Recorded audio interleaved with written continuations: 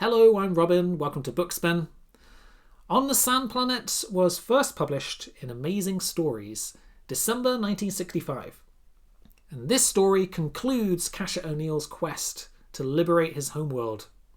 Although there is still one final story in the Casher O'Neill sequence, as presented in the fix-up novel Quest of the Three Worlds.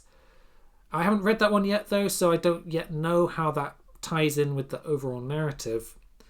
But in any case, On the Sand Planet, it's a bit of a strange one. It's not just a weird story, but the whole narrative structure and narrative closure is a little bit odd and unexpected. Now, before I go on, I should say I'm going to have to mention one or two spoilers here today, especially from the last story, On the Storm Planet.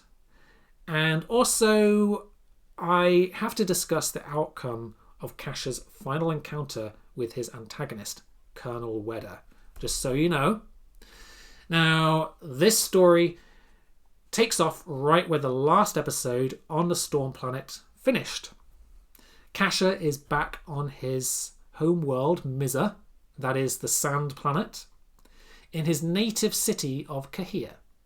Disguised as a medical technician and assuming the identity of a dead man, he infiltrates the palace, which is the seat of power in this world and a place that he is familiar with, having grown up in the palace. Now, of course, it's under the thumb of the usurper and dictator, Colonel Wedder. So this is basically the moment that all of his adventures in the previous two stories have been leading up to. And there's no messing about.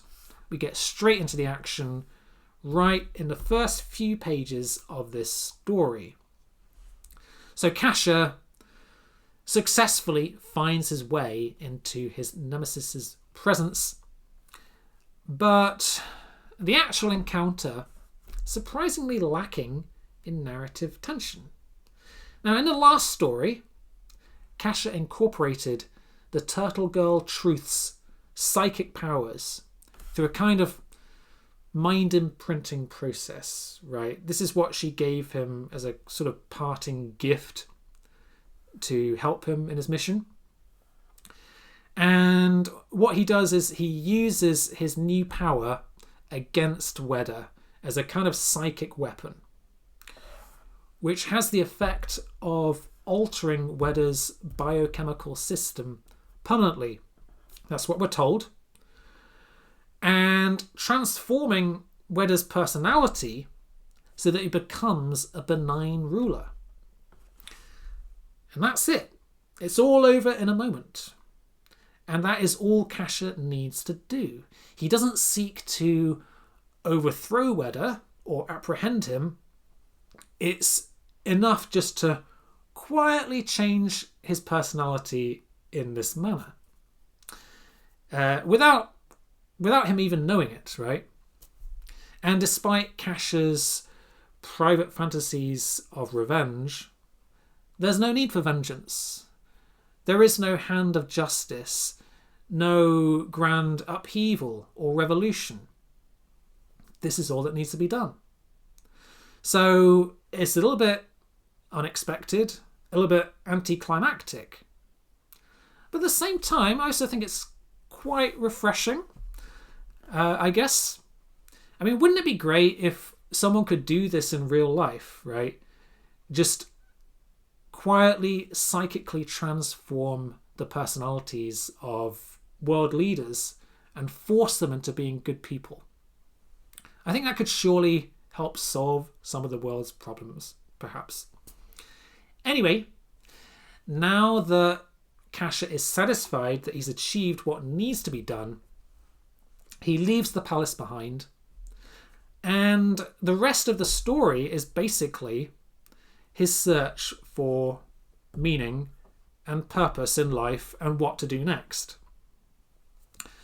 So he visits his remaining family members in Kahir, but he gets a pretty frosty reception. He's not really wanted. And so he's still suffering from lack of purpose. He leaves the city behind. He sets out on a journey, and his destination is the source of the 13th Nile. And he's basically on a kind of mission to find himself. Along the way, he's reunited with a character called Dharma, who is a dog woman character from Pontoppidan, from the previous story on the Gem Planet. Together they pass through a place called the City of Hopeless Hope. Eventually, he reaches his destination, and he does find a kind of peace in the end.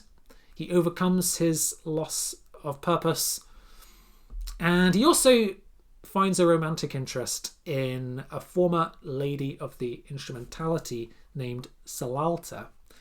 And towards the end of the story, she gives him some rather interesting advice. She says, quote, "The best way to find freedom is not to look for it, just as you obtained your utter revenge on Wedder by doing him a little bit of good." So that is it. That is the story. As you can see, the main focus of the story is not so much the encounter with Wedder as Cash's quest afterwards to find meaning in life. And it's a bit of a meandering plot. And if I'm honest, I'm not really sure what Smith was trying to achieve with this story, because Cash's new quest is never clearly defined. Interestingly, I think that there are quite a few interesting references throughout the story to Christianity, or at least Christian symbols. But they don't really get explained. They're kind of left as hints pointing to something meaningful. Things like the sign of the fish and the man and the two pieces of wood, which does come up in the previous story, but even more so in this one, right? So it's a strange story. I don't think it's as compelling as the previous two Cash O'Neill tales, and it certainly feels less focused as a story, but it's still Cordwainer Smith. So as always, it's got plenty of colourful and entertaining characters and world building and weirdness. And I think you've got to admire him in a way, right, for subverting readers' expectations with his whole resolution to the Colonel Wedder situation.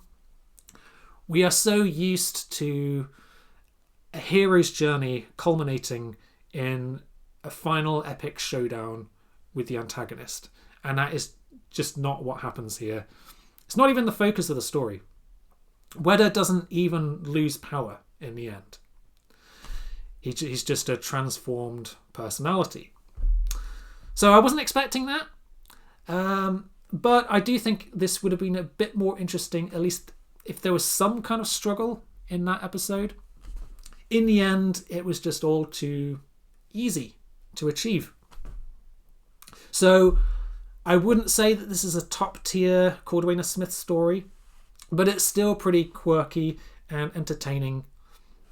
Just don't go in expecting a well-structured, exciting sci-fi adventure. Just enjoy it for what it is.